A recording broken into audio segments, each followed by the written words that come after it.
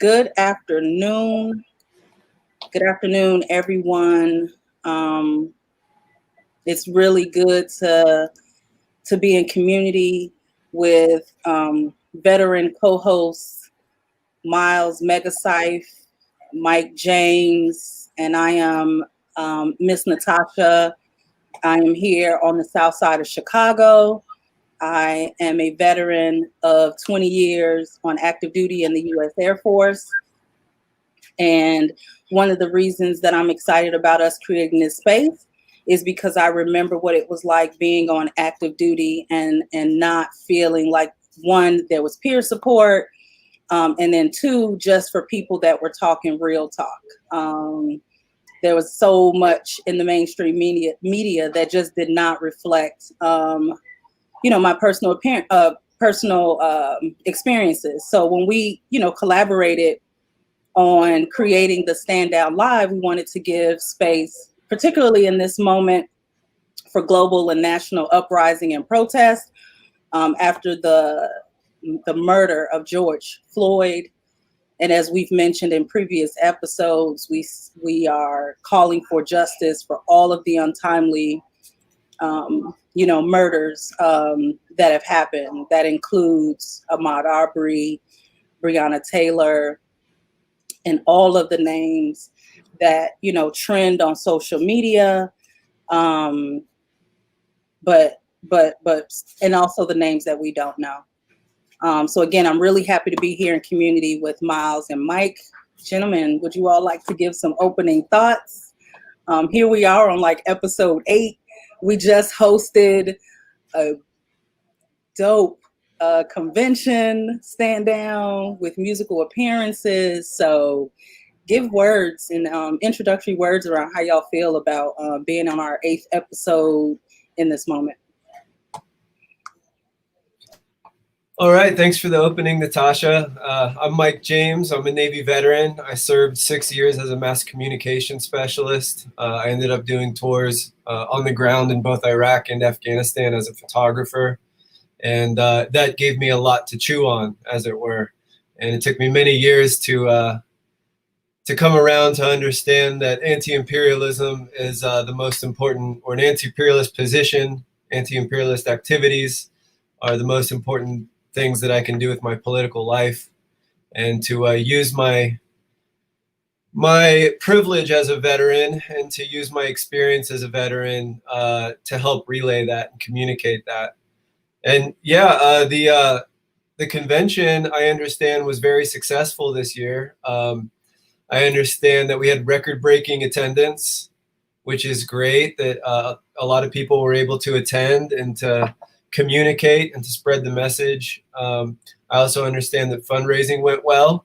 But that being said, we always need more funds. I guess if anybody out there is considering donating money to Veterans for Peace or joining Veterans for Peace, it's always appreciated very much. There's a lot of work to do, and I think that Veterans for Peace is working hard to do the correct work, the right work. I know I learned a lot at the convention this year. One of the things that I'd like to relate real quick that really stuck with me was thinking of the Cold War and thinking of nuclear, all the nuclear issues going on around the world with all our nuclear armaments, our aircraft carriers, our submarines, all this kind of pollution that's going on. One of the things that really struck me that I think is worth thinking about is that the Cold War wasn't a Cold War. It was a hot war. It was a nuclear war.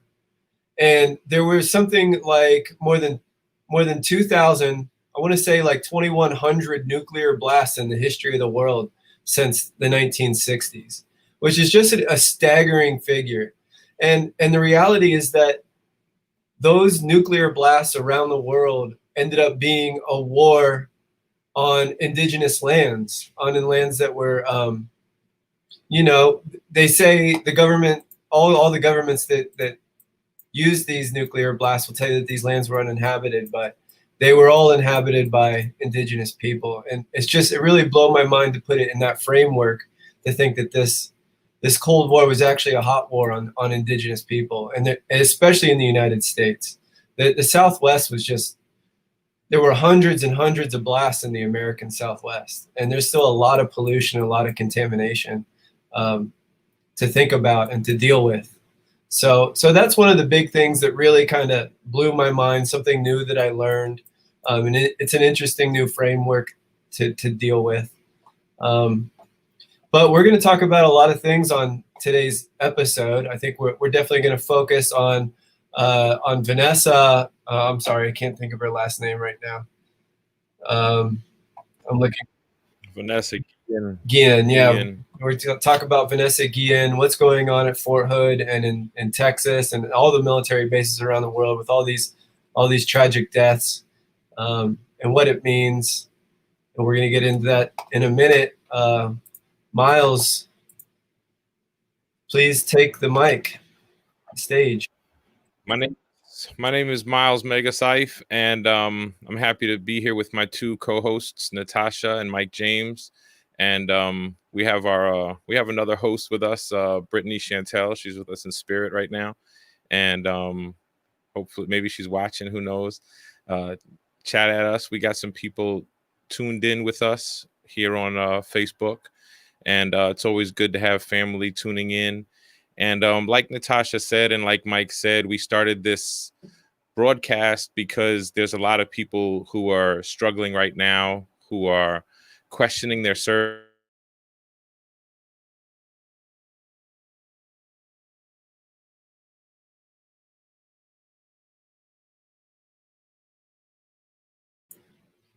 We lost your audio, Miles. I apologize. Can y'all hear me at all? Could y'all hear me at all? Yes, now we can. Okay. Back for about 15 seconds. We got a lot of people online with us right now, and that's beautiful to see. Thank you, family, for tuning in. I apologize, I was on mute. But we started this show with Mike James and Natasha and myself and our other family member, Brittany Chantel, because we got a lot of people questioning their service right now, questioning themselves, questioning their reasons for joining, their reasons for enlisting, their idea of patriotism. We're at a time of national uprising. We're at a time of international uprising for Black lives, and the U.S. military is notorious for not respecting those lives. Like Mike James was just sharing with us, the U.S. has been actively bombing the world since the 1950s. And, we run around with the banner of just and right. And so, yeah, we're here to share the hard truths with people and to share the stories that don't often get shared on mainstream media. And we're very thankful for these platforms. So, on today's, I just want to share real quick, because it's not a hot topic, but it's this issue of soldiers disappearing and service members disappearing on base is not foreign to me. I experienced it personally when I was stationed in Cuba in 1993 to 1994. I was on Guantanamo Bay. Before it was an internment camp for so-called terrorists. I say that with a smirk on my face, not because I think it's funny, not because I think terrorism is funny, but because I think that the U.S. labeling people as terrorists is funny. And so we had a refugee camp for Cuban and Haitian asylum seekers on our base, and that was on the windward side of the island. And I was stationed on the leeward side of the island where planes would land. We had an airstrip, and one of our platoon members came up missing at roll call, and we formed search parties over 2 days' time and searched our side of the base. And I would assume windward side searched as well. There's not really like open communication about everything that happens on your base. But we got into the mangroves, we got into the swamps, and we patrolled We had live rounds loaded in our weapons, and after 2 days of searching for our fellow Marine, with nothing being found, we declared him missing, and that's all I know of it. And so it's not foreign to me, these stories that we're about to share. It's heartbreaking, and but it's I'm sure the people who aren't in the military, they're like, how could that happen? And it happened. I'm pained to see that it happens all the time. We're about to talk about how much it happens, and yeah, it's a heavy issue. And I believe next week we have some experts coming in to talk with us, or in the next couple of weeks we do. So I look forward to that as well.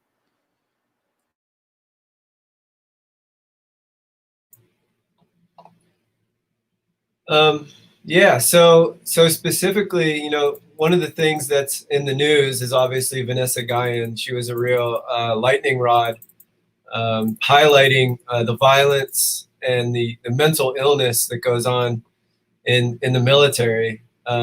And we have an interesting article here. This is a little dated, but it has some interesting facts in it. I'd like to read a few paragraphs. It says in 2009, this is from a CNN article titled, Here's What We Know About the 8 Soldiers Who Have Died This Year at Fort Hood. It says in 2009, a U.S. Army psychiatrist killed 13 people, an unborn child, and injured 32 others in a shooting rampage. 5 years later, the U.S. Army post was struck again when a veteran killed 3 people and injured 16 others before killing himself.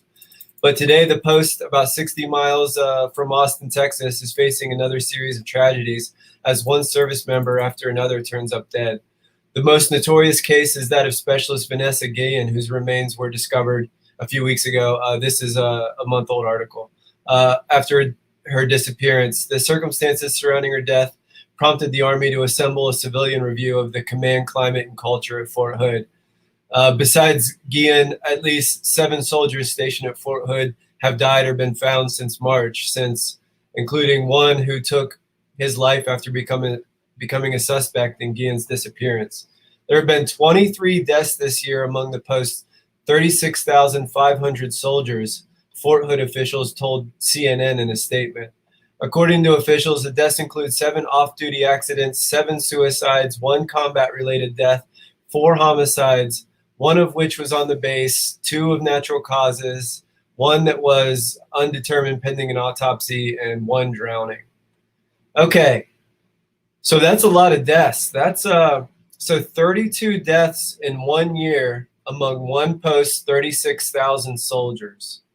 7 of them have died or been found only since March. This is a question I have that I wanted to ask my other panelists here.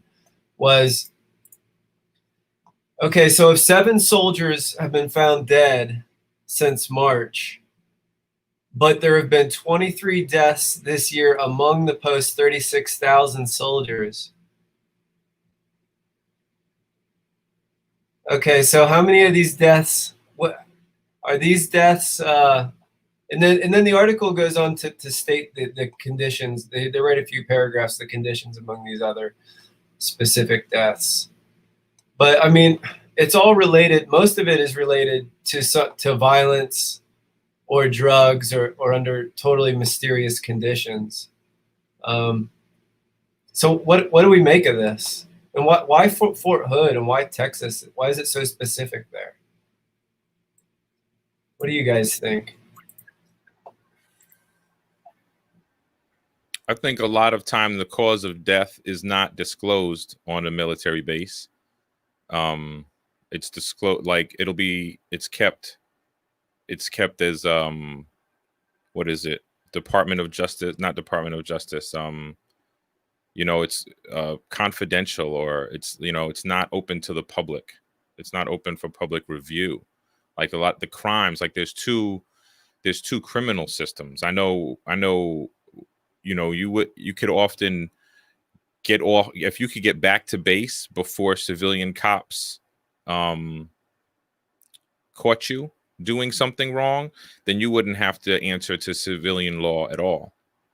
So very often the reason isn't disclosed, and that's why, you know, the numbers don't add up. Like you were just saying, there's 32 deaths, only 7, you know, 7 bodies found. What are the seven found? What is that, right? How does that fit in?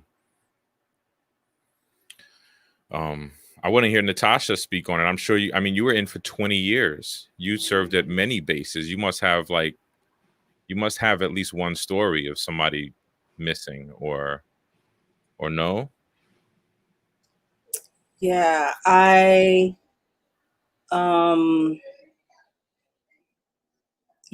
over 8 bases, you know, joint assignments, joint deployment.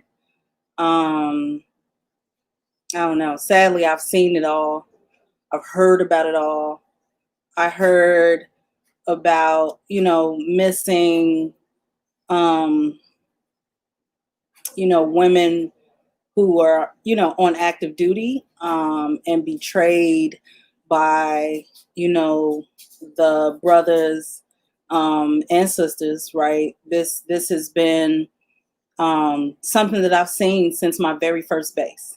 And I remember, you know, being with another airman, and we were, you know, doing our work, and she had made a comment about, man, I hope, Master Sergeant, X doesn't, you know, come over here today. And I was like, why? Whatever the conversation was, she was like, because he's just creepy. He reminds me of my stepfather. And I remember her and I just conversating about, yeah, I felt the same way. Like every time I would go in his office or I was in his presence, he would unnecessarily brush up against me. And I remember when we finally decided we're going to go in there and tell the first sergeant together, about, you know, this creepy old guy, because we were 18, 19. And to have a person who was well into his 40s, I assume, you know, just being inappropriate. And it was my first time realizing how the military treats, you know, the accused in, you know, harassment, grooming, you know, all of those terms that lead up to military sexual trauma, right? This young lady who, said she had experienced that in her youth, and she thought that the military was a place that she could, get away from it. And so to have that happen in, you know, your first experience in the military, like it chips you off a little bit. And then over the years, for all of my 20, it was a different name, a different base, similar story. And it's like, you have to ignore, what happened to like myself and a friend, at our first base, which is in Kansas. What we were told is that Master Sergeant was 2 months away from his retirement. And so in order to not, what do you want to call that? Hold him, or take any benefits away from his family, that, they were not going to open an investigation. And it's things like that. The good old boy, we don't want this to become a thing. Our unit gets dinged when we report. Like I've seen all of that, and it has been consistent, and then it became out of control. So to see what is happening at Fort Hood, to have experience knowing about, you know, the reasons why Fort Bragg, North Carolina, have not been, safe for soldiers, to now see that, you know, there are so many airmen who have, you know, started these conversations, many of them around military, harassment, you know, gender-based harassment, and assaults, and to see that there's a culture of, it's an unchecked culture. So when I hear about, the current stories, and I hear the rallying call for, accountability, for transparency, and perhaps third-party investigations, like I'm here for it. Because I know that DOD is not, from experience, is not in a position to, hold itself accountable in any way. And had I not seen it consistently over 20 years, I wouldn't say that. So it is unfortunate that we're in this space, but I'm glad that we're talking about this. It's a heavy topic, but I feel like if we don't talk about that in this moment for liberation, while we're talking about having active duty soldiers back, if we don't have these conversations, although uncomfortable, I feel like we won't stand up to the reasons why we started this. So we'll talk about this amongst us this week. And I'm excited for our comrades who have been doing this work that'll be on with us in the next couple of weeks and sessions to go deeper into the work. But I really want us to, talk about and say the names of the soldiers that we know and airmen that we know have recently lost their lives under suspicious circumstances, while also knowing, I think we mentioned, there's so many names that we don't know. And it's because of the culture, the unchecked rape culture. It's bias, it's sexist in many ways. And until we get at the root causes of what our issues and problems are across DOD, this is not unique to the Army, to the Air Force, to the Navy, or to the Marines, or to the Coast Guard, and also our the reserve and Guard components.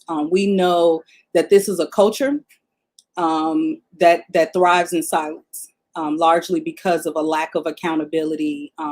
So I want us to have this discussion today. Like Mike, I know that you had some of the, if you wanted to introduce some of the names that we had talked about bringing up today for awareness. And then towards the end of the show, we're going to share what are some of the things that veterans can do in this moment as a call to action.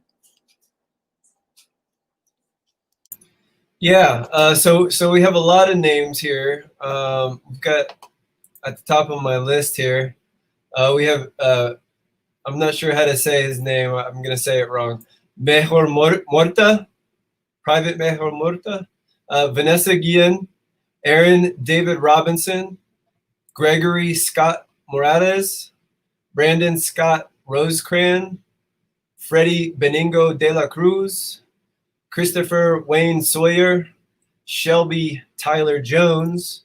Then we have the Gregory Weddle Morales. So all these deaths took place in Texas, and all of them are either at Fort Hood or in the vicinity, specifically those names. And it's interesting because a lot of them, they have some things in common. One, they're usually young. They're usually early in their term of service. And overwhelmingly, the percentage, they seem to be people of color.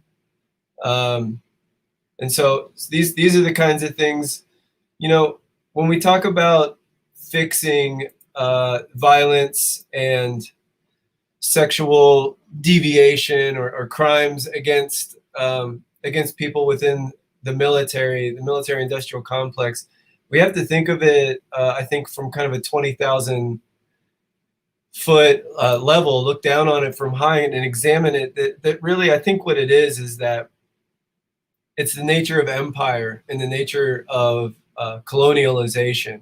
It's inherently violent. It's inherently chauvinist. It's a white supremacist male culture from the very beginning, from 1776 and before. The very nature of empire going back 400 years to northern Italy. I mean, this is what it is. It's a white supremacist man's world. And so any amount of reform that goes on within the military industrial complex, I mean, we'll accept it. We want reform. We'll do everything we can to work towards reform. But at the end of the day, the whole system has to come down. We have to address, you have to rip it out at the root. The evil is at the root of imperialism and colonialism. So these young people that join the military, like myself and like everyone here, we often join the military in an effort to escape, oppressive conditions, to escape poverty, and and to seek access to education, to travel. We think we're joining an egalitarian type institution, but by its very nature, it never can be, and it never will be. And that's why we have to speak out against it. These young people, you can't fall victim to the promises of, we talked about this a lot in our last live stream, was the nature of recruiters. The very nature of recruiters is they go out and it's the same strategy that pedophiles use. They groom you. They're nice to you. They're sweet to you. They'll give you trinkets and nice things, and they'll work out with you and get you in shape. And you think, man, this is going to be great. Like, we're really going to form a brotherhood.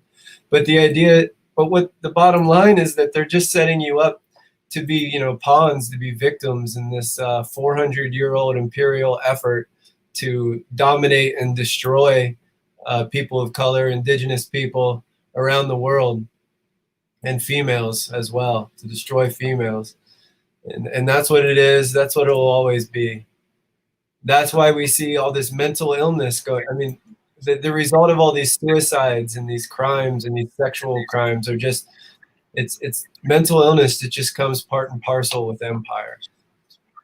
That's why 23 service members kill themselves every single day, and they have been for the last 10 years.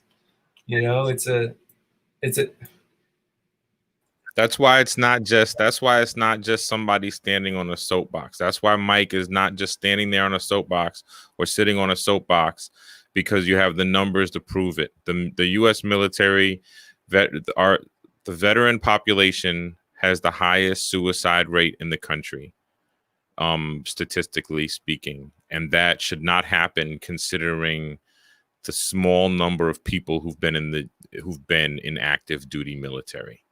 The first year death rates, the suicide rates of first year enlistees in the military is the highest number in the country. It's over that of veteran suicides, which is 22 per day, something like that, for like the past 10 years, just as you said, Mike. But the first year numbers are higher, but nobody knows exactly what they are because the U.S. military doesn't disclose. But there are groups that track. There are people who track these things that say the first year numbers are higher than veteran numbers. I remember being young and deploying to Iraq and Afghanistan for the first time, and really kind of getting a insight into what madness really is. You really feel like you really go down a deep, dark hole when you've been this institutionalized and trained, and you go and you occupy these lands for the first time. It's just a world of violence and just nonsense. None of it can be explained. I remember riding around in armored convoys with a lot of civilians, civilian contractors and senior service members, senior troops, and trying to ask questions and get insight on what's going on there and why we're there. And it's just, looking back on it, it was just all nonsense. It was all propaganda. It was all distorted views of history and just lies. And it just makes you live in a world of shit, as famously put in Full Metal Jacket.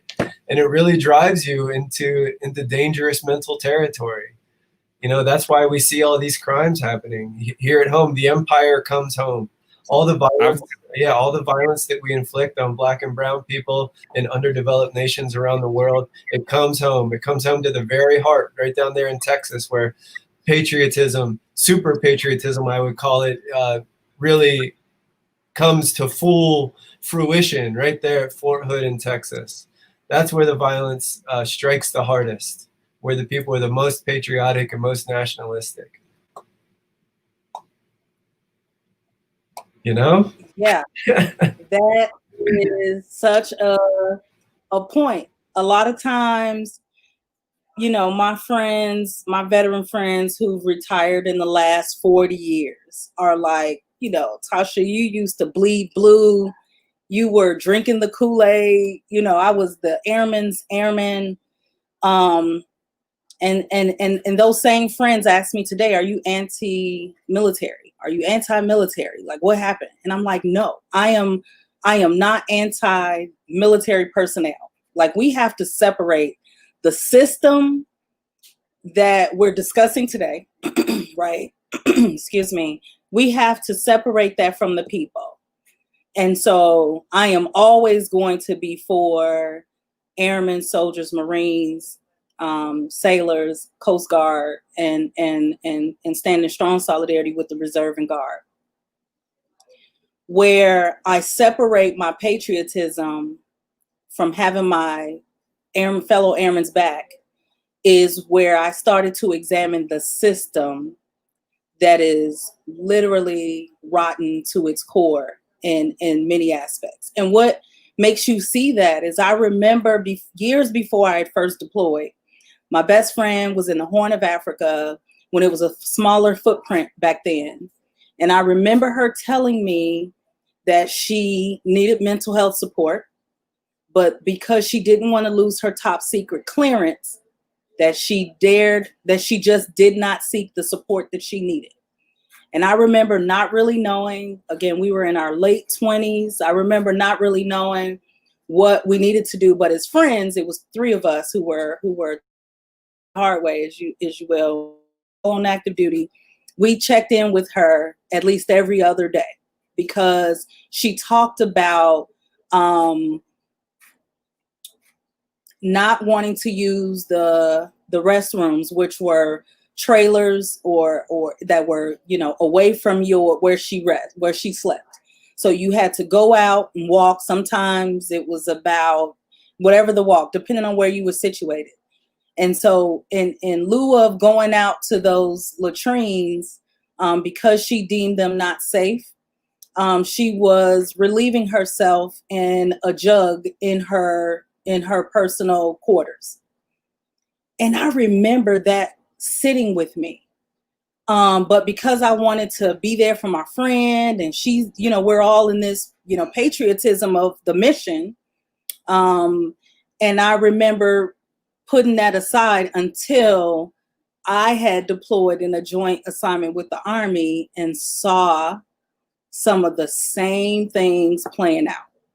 And it was deep. It was, I don't know, things that I just even have hard time saying out loud because they're just insane, and triggering in many ways. How so many young men and women were unsafe in a deployed location, a place where we were all we had, and the camaraderie, and to see how the culture, the unchecked culture of the rape culture, made you feel less safe in a place where you were. I don't know. It's really weird to even talk about what it was like being in a deployed location, having these internal wars inside the wire, right? And so when I think about her experience when she was in the Horn of Africa, I think about other people who have been friends who told me about their experiences in Iraq, and how it was not just peers, but superiors. And because there was a protection of the superiors who were participating in this, the peers, right? You would think that the lower ranking folks, you can go and, tell on, to report someone who was in your unit who may be harassing or making you uncomfortable. But because the superiors they were complicit, there was no reporting. So again, all of what we're talking about today just kind of makes me reflect on the fact that this is deeply systemic. It's underreported. We'll probably never really truly know the gravity and I guess the latitude of what this has been for many service members because of the unchecked culture.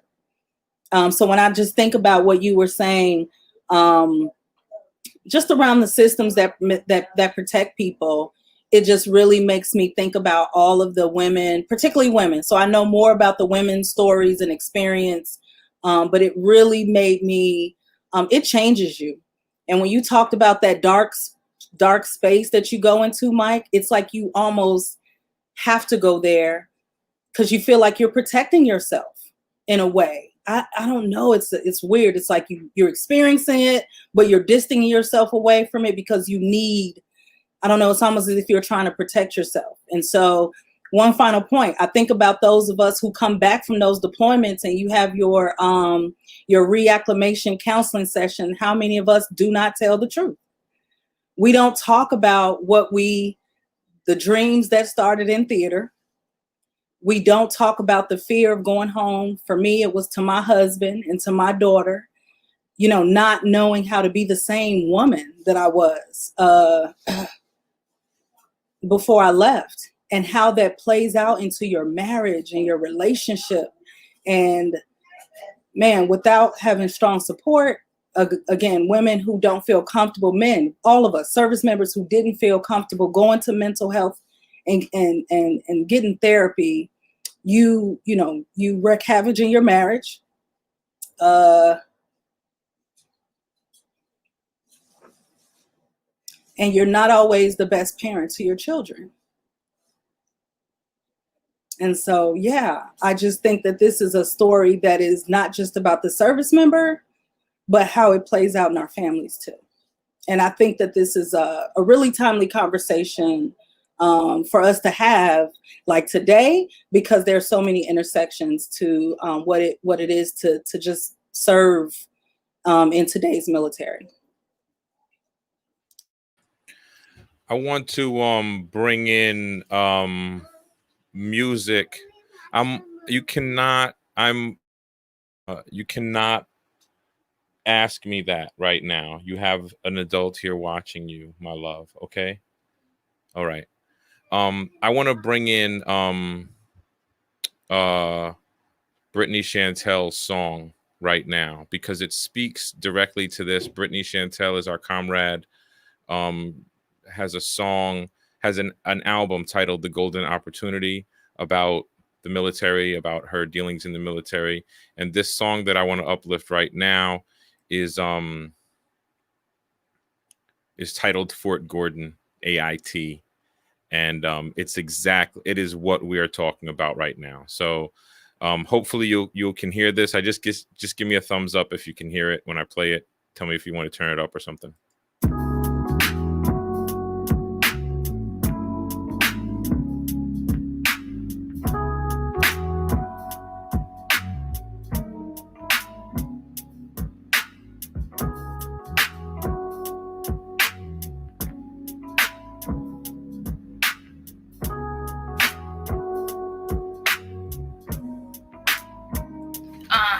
Yeah, I heard they taking down numbers.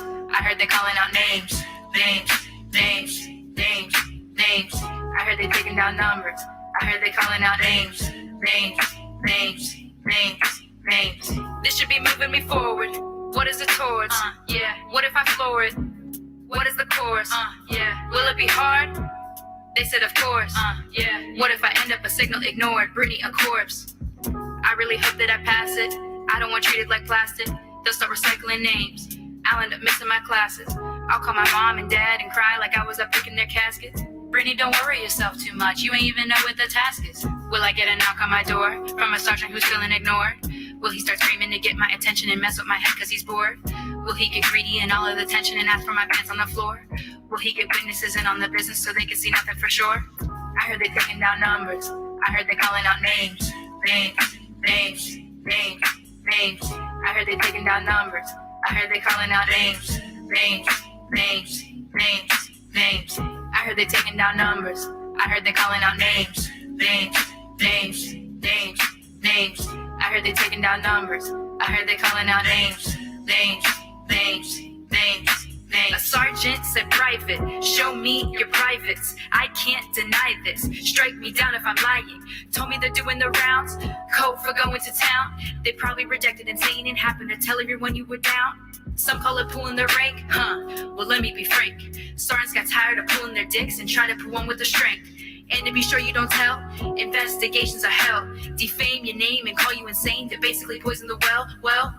If you say one more fucking word, I'll make sure you don't graduate. down numbers. I heard they calling out names. Names. I heard they taking down numbers. I heard they calling out names. Names. I heard they taking down numbers. I heard they calling out names. Names. I heard they taking down numbers. I heard they calling out names. Names. That was Fort Gordon, AIT by Brittany Chantel, from her album The Golden Opportunity. And that song is about violence, sexual predators in the military. She gives examples of senior ranking squad members in training saying you won't graduate if you don't give me the, you know what I'm saying, if you don't give me the goods. And so it's a disgusting practice of oppression and male patriarchy, right? Exercised on those people who've like chosen to come and serve, chosen to like give themselves, give the best years of themselves to what they think is the greater good, and just getting getting the wool pulled off their eyes in the worst way possible, getting exposed to the inhumanity of it all. It's just sad. It's really sad. Support that song, uplift independent artists. All right. Let's are we gonna highlight stories? Mike, what is your plan, my brother? How are we gonna delve into this? Well, that's a good question. Should we do that? I'm looking for the CNN article again. I had it here a second ago. That article is kind of old, though. I'm not really prepared to talk about these specific cases at the moment. I read in our chat box says, "Where are the real men, the warriors for peace?" And I believe that's what this is. I believe that's what we're doing here on this show. We are giving an alternative voice, a voice not supported by corporate dollars. We are giving you a take on information that you're not going to hear on most channels, and our honest, raw opinions, based in life experience. So I think that doesn't happen enough in society, and that's what this is. Specifically, talking about the violence and things that we experienced in the military. I know for me, my personal experience was really, we were always coached on suicides and on sexual trauma and sexual abuse. Like every weekend, twice a week, we'd be coached on that, or some kind of stand down. Which, to the military credit of the military, I mean, that exists, but it doesn't work. That's the real problem. It just doesn't work because of the very nature of the U.S. military. It encourages violence. It encourages, censorship of thought. It encourages, they're just making killers out of people. That's your job, is to kill things. So it's going to come back. It's going to show itself in ugly ways. It's going to be revealed. And so, we can support the troops in the sense that we understand that the people who join the military are poor people, by and large. The huge percentage are poor people who join to escape their conditions. The people who really vote for these wars, the Republicans and Democrats, which is, it's essentially the same. I call them the war party. The Republicans and Democrats are both part of the war party. And these are the people that encourage this endless imperialist adventurism, opportunism, exploitation of underdeveloped lands. They don't send their kids off to war. It's been this way. We've known this. We've talked about this. The Vietnam War. Our older comrades here in Veterans for Peace were talking about this 30, 40 years ago. Nothing's changed. The war party will continue to vote to send poor people to war, and it'll continue to come back here in the Imperial Core and hurt people. I'm not sure where should we go from here. I mean, these specific cases are they're all so sad because they're just young people who are trying to do the right thing.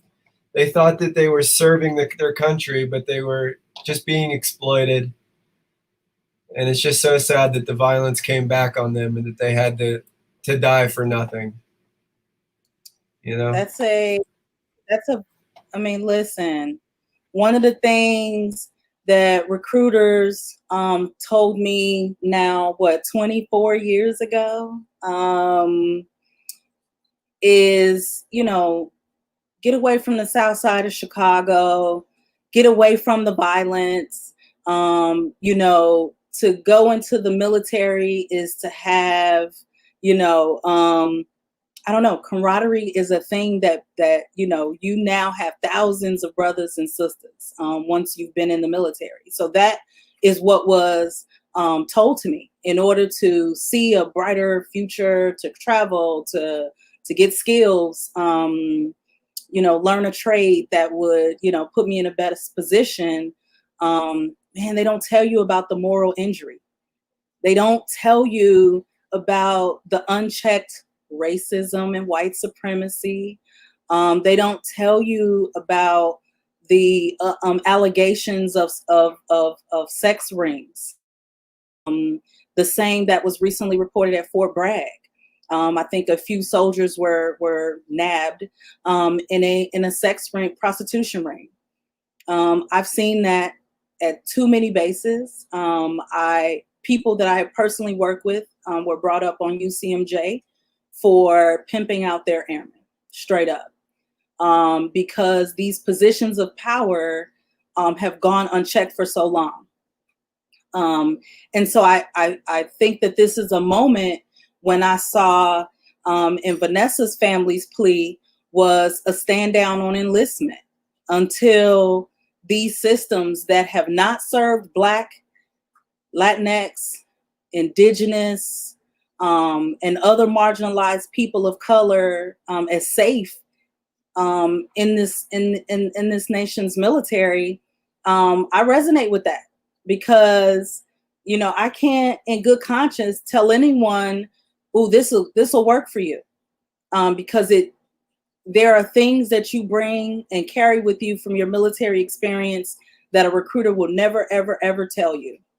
And again, just in good conscience, when I talk to young people, I share with them some of the realities of what it's like what it was like for me, being a Black woman, being very outspoken in ways and calling a thing a thing. I thought that integrity first really was our first service value. But when I realized that you can be punished quickly for telling the truth when it's unpopular to report, those are things that I want young people to know, that there's two sides of the story when it comes to the military, potentially. So, when we're talking about these stories, and though it's unfortunate too, sometimes I'm also like, man, you spent 20 years in this thing and for what? And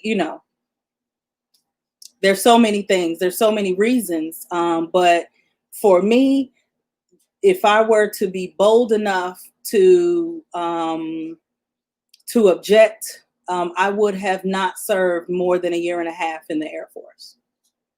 Because at that point, I had seen enough to make me question all of what my recruiter had told me. And maybe he didn't experience it as a man, but it gave me enough pause to probably know at 1.5 years that was probably a checkout point. And it's what Miles said. It's also that first year that we see folks who are probably told one story and realizing a completely different reality, and they're unable to process that, right? And so when you see the young people who are resistant to suicide, it's because I don't know what what led them to that, but I'm sure that being in an enlistment that is 4 years, you can't get out, you know, whatever their story might have been, I think that a lot of people realize within that first year or two, whoa, something's going on. Yeah, and I mean, you served 20 years, Natasha. Is that right? Yeah. Yeah, and that's why we do have to have an attitude of, you know, kind of like unconditional love for other human beings, even if they are Imperial stormtroopers, because at the end of the day, they can be saved. They can change their perspective. They can take all the lessons that they've learned and become useful for the cause to fight against the military-industrial complex. So we can all change. People have to be honest with themselves. When they're not honest with themselves, then they're forced to buy in to the bull crap, and that's where the mental illness comes in. That's where all the suicide comes from. Your only option is to either just buy in and go harder and watch your mental state deteriorate, or to step back from it and look at it from a different perspective, a different framework, build a whole new framework. And that's what we want to do. It takes a long time too. Sometimes it can take years. It took me years to come around and build a new framework in which to analyze and to come to terms with what my military experience really was. So that's why we're here. We want to create this this venue, this access to people. Mike, how long did it take you? I'm on my 4th year. I retired 4 years ago, last month. And I thought it would take me 6 months to unpack those 20 years. Man, let me tell you, I feel like, Miles, don't laugh. I feel like, why am I still doing this? I am 4 years later, I am still unpacking it. And a lot of that has been things that I had suppressed and didn't, I don't know, I just didn't remember until now. I'm curious, how long did it take you? Yeah, I mean, I got out in 2014. At the end of my military career, I was really torn. I was 50-50 whether or not I was going to stay or go, because the pay was good. I was well decorated. I was like more highly decorated than 90% of my peer group, because I had done 2 tours in the different wars in the Navy. I had a lot of ribbons and whatnot and good evaluations, and my career was looking good. I was looking at maybe going to the Pentagon or combat camera or some other high prestige position within the mass communications rating in the Navy. And so that was all very attractive to me, and I wanted to stick around. But at the end of the day, I was like, I just couldn't do it. I couldn't do it. Couldn't pull the proverbial trigger. And I'm really grateful for that, because I got out. And then once I got out and was able to distance myself from all the mental illness and the madness, is when I was able to to come to terms with it. I had to do a lot of reading, a lot of studying. I had to keep my mind open. I think it's really important to seek out Black leadership, Black and Indigenous leadership, and to offer your services and to serve. As a white person stepping into an anti-colonial, anti-imperialist, anti-war stance, it's important not to step to the front and say, I'm here to lead. I figured it out. We have to absolutely reject that. We should all be finding ways to serve and to learn. I think that's really important. That's really saved my kind of mental state. It's just learning and trying to be useful in my community, and Veterans for Peace, and other organizations that I participate in.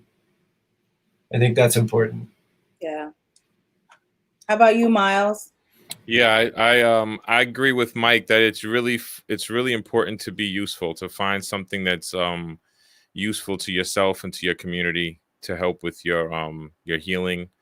My healing took a lot of time, and I didn't even see combat. I was very fortunate. I didn't see combat. I got out in '96, and my son was born in 2012. And in 2012 is when I started dealing with my PTSD. I hadn't dealt with it. I hadn't even accepted that I had anything going on, and I had so many anger issues that I had to deal with, being a father and we chose for me to stay home. You know, I'm as educated as my wife, almost. You know, she's a doctor.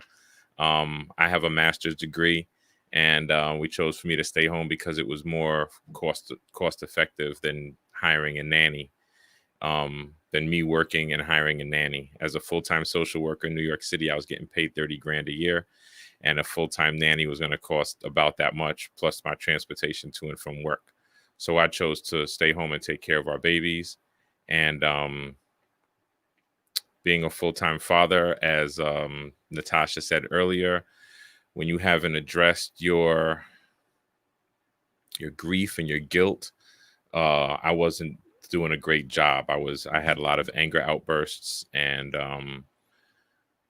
so it took me almost 20 years. It took me 96, 2006. It took me 2012. It took me 2014, really. So it took me 18 years to kind of come to terms with it. And then I wrote Civil I Am, and I unpacked all my stuff, and I'm still unpacking it 6 years later. So I think I'll be unpacking it for the rest of my life, you know. The things I was called in boot camp. I'll play a song for y'all later on called Volunteers. And that's one of the songs that just tells my whole story of what the military mind fuck is and how they play us against ourselves to create soldiers. You know, we get stripped of all of our soul, of all our compassion, to be turned into Marines or soldiers or sailors, to be turned into machines for this larger machine. You have to, your moral compass has to be broken. Like, you don't have, because you don't get to choose when you're given the order. You have to respond. You have to respond in the affirmative when the order is given. And for that to happen, you as a person have to be broken. You have to be broken to work properly for their system. So whether you're going to fix yourself while you're in or fix yourself afterwards, that's up to you. But if you haven't accepted to yourself that you've been broken, then they got you. You know, if you've accepted to yourself that you've been broken and you're trying to heal yourself, then you probably love this program. And you know, if you have brothers or sisters who are questioning it, send them our way, and hopefully we can work together, because we are all in the peace movement. We have a question, you know, how'd y'all feel towards the peace movement 20 years ago? And how do you feel towards the peace movement now? In our chat. And When you were 20. When you were 20. How did you feel? For me, that's 20 years ago, something like that. So I didn't think about the peace movement when I was in my 20s, yo. I was a knucklehead. I was fresh out the Marine Corps. I was a hothead. I was working club security, and I was using, literally, we used people's heads to open up the door if we kicked them out the club. You know what I'm saying? So you take a grunt and you put him in a uniform after the military.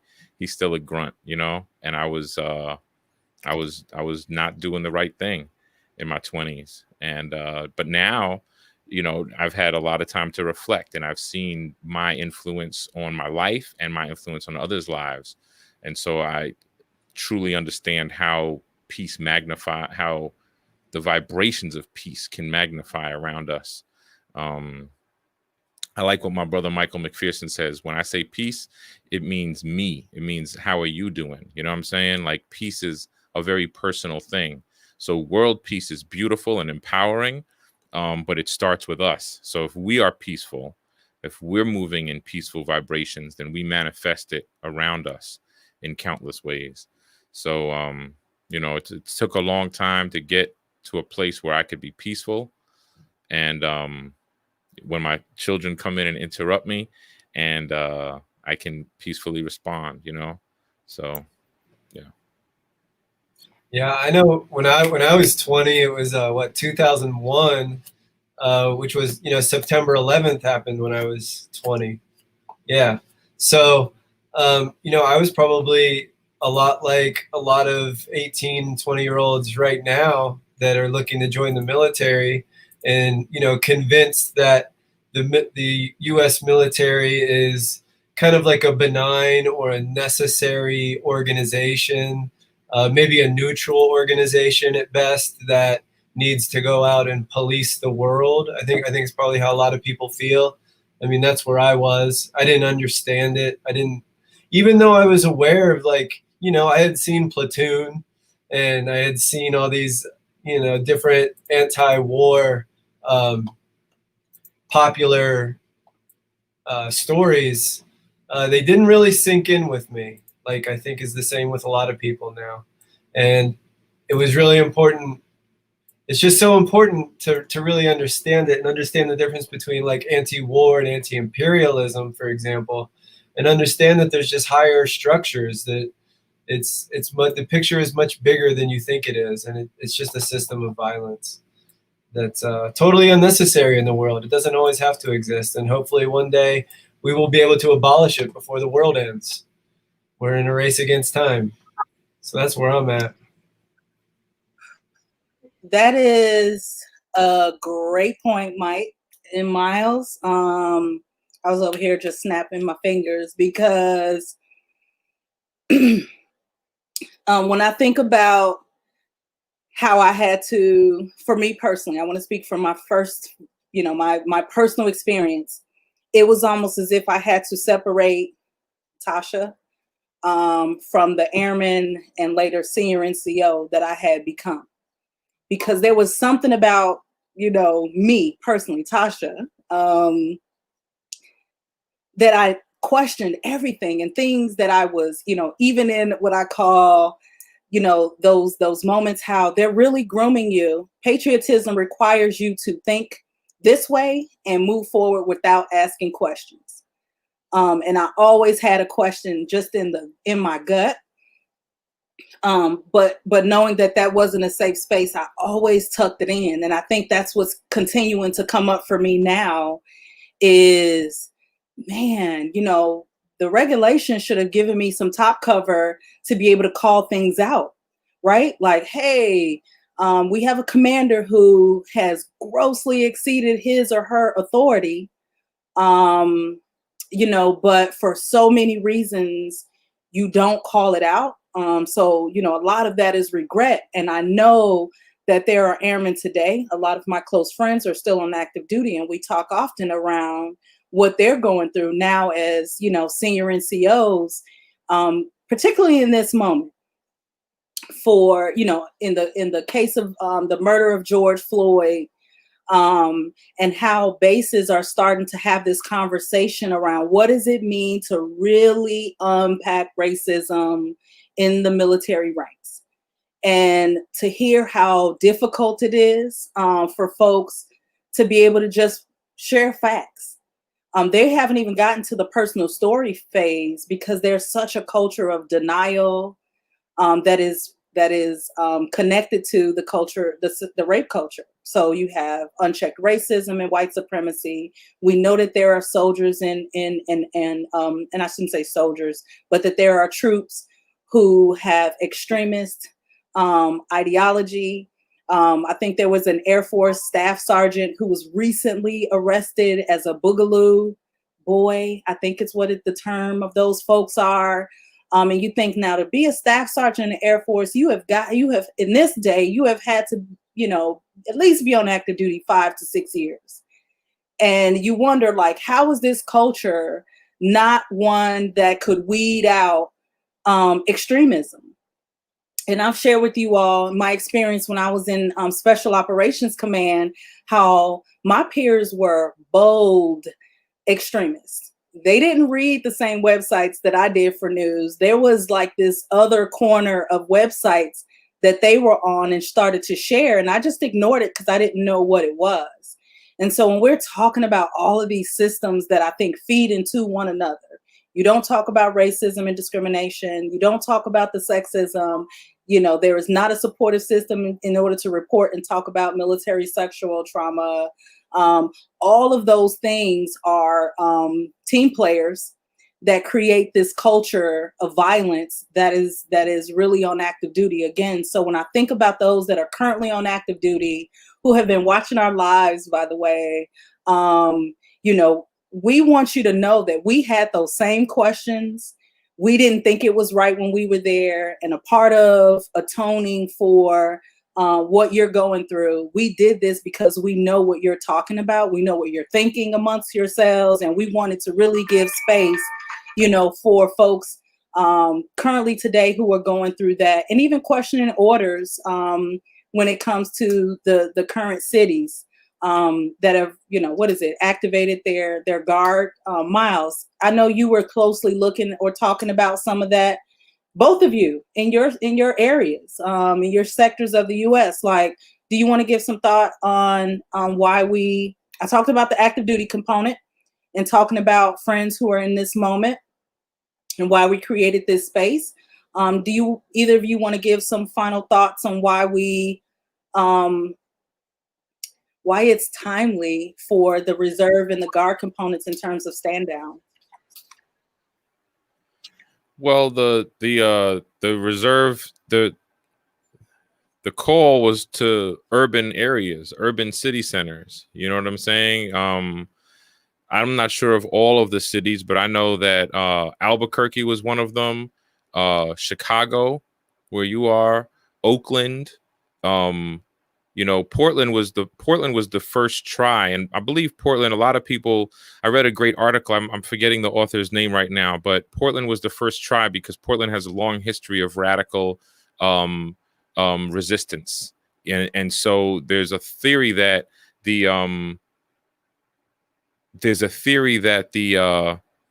the try by the administration was in Portland to get violent reactions so that their presence could be justified. Fortunately, the resistance is unfortunately and fortunately the resistance is long entrenched and at this point, well informed, and so they were able to see the ploys of the power structure beforehand and not fall victim to them. But the Boogaloo Boys, like you said, a Staff Sergeant Boogaloo Boy in the Air Force is not surprising. A lot of Boogaloo Boys are police officers. You know what I'm saying? You never see the Klan. And this is my personal opinion, but you never see the Klan and the cops in the same place. You know what I'm saying? And that's for a reason. You can never, you know what I'm saying? You never see Batman and Bruce Wayne in the same place. You know what I'm saying? You will never see the Klan and the cops at the same place. So they can't stop a Klan rally. It's impossible to stop. You know what I'm saying? With the history of the KKK, it was literally the default police force of the South after they lost the Civil War. They didn't have a police infrastructure, so it was basically a civilian militia, the KKK, that became the cops, and that's what they still are to this very day. There was a point. Oh, sorry, Miles. No, I just wanted to say real quick, defund the police. That's the idea of defund the police. You know what I'm saying? It's like put the money into things that actually help people, because police forces around this country are overfunded and overstretched. The police should not have to respond to mental health issues, homelessness issues, simple calls about jaywalking and cats stuck in trees. You know what I'm saying? That's not the police. The police shouldn't have to respond to my elderly uncle, you know what I'm saying, distress call. We don't need police barging in on people's distress calls and killing them anymore. Police are overworked, you know what I'm saying, undertrained, and their hours need to be cut drastically, and their resources need to be drastically cut, and others need to be funded better. So I just wanted to say that, and I'm happy that we did this episode today because this is timely and necessary. Can I quickly give a comment on? I think the Chicago Police Department. Listen, I have friends that are in CPD. This is not about people. Again, I'm separating, just like the military, the people from the system that creates dominance and terror over people, right? Our police department has a consent decree, a federal consent decree for mandatory reform. Nevertheless, it's often not reported in the national news about what triggers a lot of the unrest here. And just that, when I look at the Chicago police response, I think I was sharing with y'all the other day, like I was going out, I had the VFP flag, I had my t-shirt, because one of the things that we do here in our local chapter is to stand the gap, and to be present for what we see happening locally on the ground, which is in strong solidarity for Black liberation and justice. When I see the police come out looking like the special operations unit that I was once a part of, I'm triggered by that. I am triggered by their use of wartime equipment. And I know what it is because I participated in joint programs to purchase it, field it, and use it. And I knew exactly from a commander's update perspective what that looked like.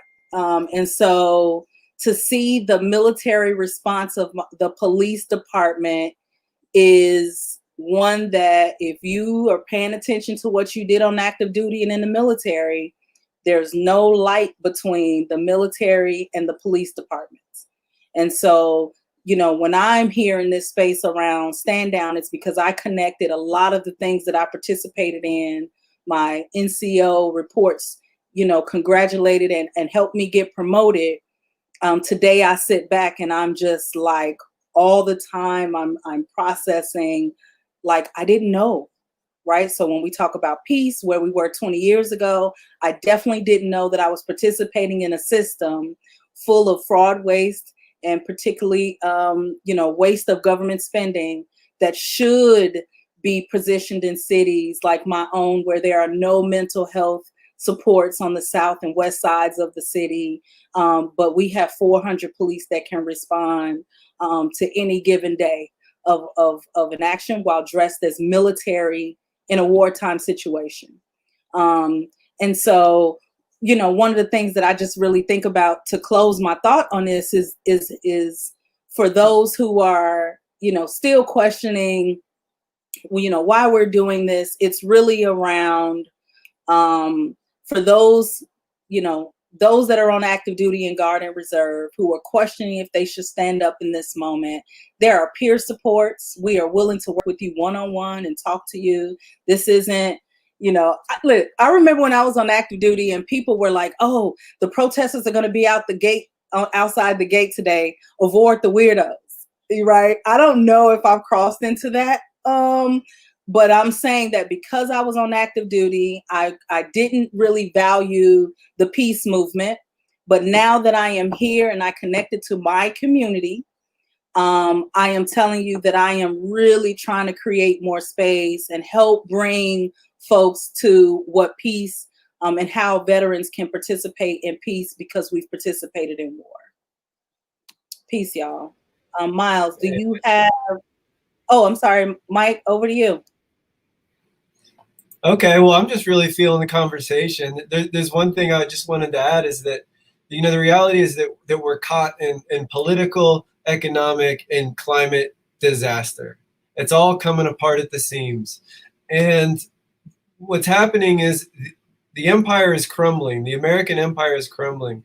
And there's really not much we can do to stop it, except to understand what it is, and to understand that when the National Guard is deployed to local U.S. cities, it's this little right-wing Band-Aid on this larger total collapse of the global economy and the global climate and economic situation. And it's not going to help. All it's going to do is continue to ramp up and to escalate conflict. It's designed to escalate conflict so that they can justify more spending and the growth of the police state, the prison industrial complex, and the military industrial complex. They're all tied together.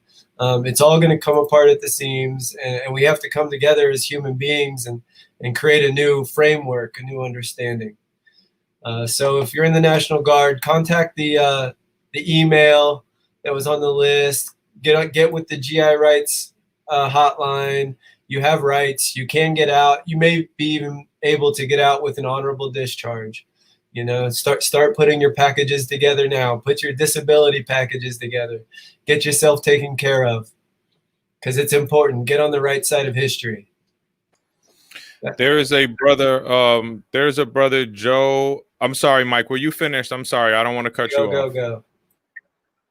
There's a brother, Joe Alanis in the chat, who deported veteran. I would reach out to that stand down at veteransforpeace.org email. We have a deported veterans project in Veterans for Peace. We have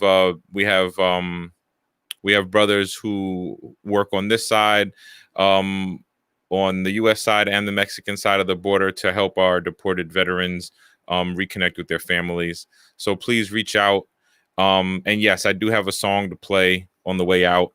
And I just want to say to our brothers and sisters and brothers in the military, please reach out.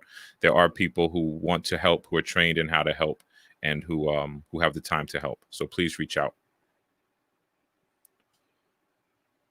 I'm going to play Volunteers. This is produced by Too Deep, and it features Guy Ron Solero Vanterpool of GTP. He's an Army veteran as well. All right.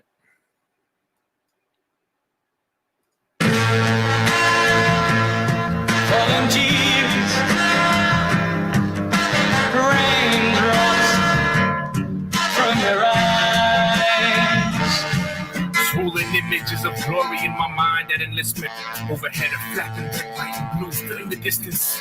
A grand divide between myself and conscientious convictions or belief systems that stop people from killing over religion. I was young, and I was out of options in my mind. It was supposed to be fun, my obligations ill-defined. I didn't want to take charge with a gun back in my mind. Without college or riches, no dreams to realize. Well, I'll never have the ladder the Marines to get me the first. Ain't nothing better than dress blues and one spit in this verse. To see the world get to the GI Bill, fat in the purse. My recruiter made it sound simple, a play it well rehearsed. Forever curse to the ones who get young innocent signatures under the guise of regarding country that honor diminishes. Rebuild a standing army when it takes the founders' wishes. Now free democracy conducts war games and peacekeeping missions. Ironic hypocrisy. Volunteers, raindrops from your eyes. Falling rain, let it fall. I scored high on my entrance exam, so I as fab and chose the Hawaii track, graduated basic. Now MOS was where I'm at. A mortar man with a 35-pound gun on my back. Plus my rifle 8 pounds, 65-pound pack. I'm 18, weigh a buck 95, and kill Jack. 108 pounds on my back. A boot marine and Cadillacs. A short 20-mile hump. 4 quarts in my flat. After 7 miles, swearing in my right foot crack. I'm an E1. Tell my sergeant I think it's snapped. He's an E5. Shouts profit. Don't read me crack. You got 2 feet. Compensate. Don't fall back. After 4 more miles, my left foot joins in the act. Only 9 more to go. I walked through all, that's a fact. 1 certificate for intestinal fortitude, not having chat. And 3 months healing North Hawaii to Guantanamo. Rap. Sergeant gave me 12 when I'm in the 6th grade. Dress green, patent leather, and a high top fee. My mind was made up, I couldn't wait to grow up so I could sign up, man up, and stop the corrupt. A champion for God and country. Just wait till they get a load of me, an unstoppable PFC. Private first class, polished brass. I wanted to kill all the black pajamas that were hiding in the grass. But with no more in sight, my flight to fight never took flight. So I trained during the day and got drunk at night. Set my sights on all types of glory. Fast forward to Afghanistan, totally different story. IEDs, enemies, no front line disease. 80 pounds of gear in the desert, I could hardly breathe. Blood stained fatigues, very many colleagues sent home to the VA to live with PTSD. Every day recruiters go to inner cities and ask for Volunteers, raindrops from your eyes. Falling rain, let it fall.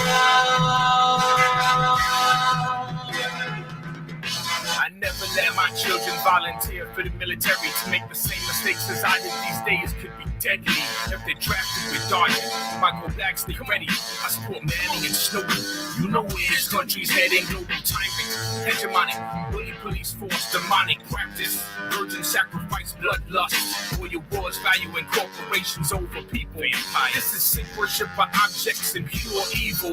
Material desires get more attention than spiritual. Benefits are based on profits, complaints on given view. Arms manufacture, supply both sides of conflicts. Do you have a problem with any of these statements or doubt their truth? I'm a father and a veteran, and I stand for peace. Julian Assange against our commanders-in-chief. But it's hard to be better when daily demands compete. I'm not ignoring the slaughter, I'm just trying to eat like you. That's where we are. We got men and women joining because they're trying to feed their families.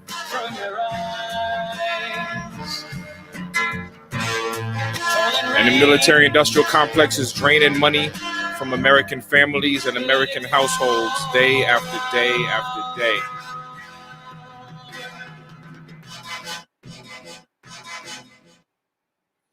Thank you so much. Yeah, I will be here with y'all next week. I love y'all. I love you, family. All right. Look forward to seeing you. Look forward to reading your comments. Thank you. Love you back. Peace, y'all. Peace, y'all.